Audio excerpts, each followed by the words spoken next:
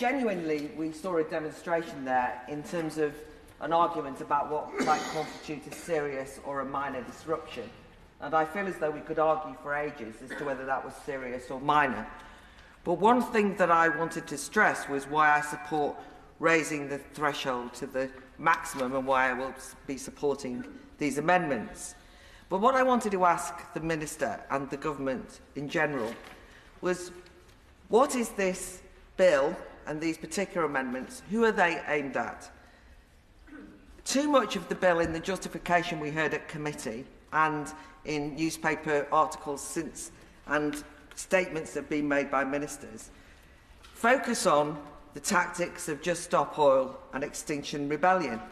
And it's undoubtedly the case that that wasn't what has not helped those of us trying to be liberal about the right to protest, was when those organisations themselves boasted that they wanted to maximise the serious disruption on people's lives to force and shock society into acting. So they didn't exactly help my side of the argument. And I'm certainly no fan of those tactics. But what I want to ask the government is, how on earth will this bill confine itself to only those protesters? That's really my point. When we were talking about serious disruption earlier, the noble Baroness Jones of Wilscombe made the point that those of us who get stuck in traffic jams know what serious disruption is, and she used the point to illustrate that she thinks there's too many cars driving on the roads. But actually, in London at the moment, in fact not just confined to London, but in London that I know of, there's lots of disputes going on at the moment around low traffic neighbourhoods, where what local people will tell you is that because the councils have put up blockages and bollards on local roads, often journeys that once took 15 minutes now take an hour and a half, and that goes against public consultations often. And the Mayor of Hackney last week boasted that he's going to block 75% of roads in Hackney, which I think is pretty serious disruption, and so do local people.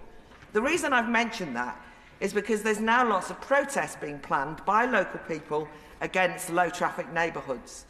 And when I was explaining to some people, including two Conservative councillors, about how this bill could be used against the protests about low traffic neighbourhoods, they said, don't be ridiculous, this bill is about stopping Extinction Rebellion. And I want the government to explain how they will confine this bill to what you say it's about.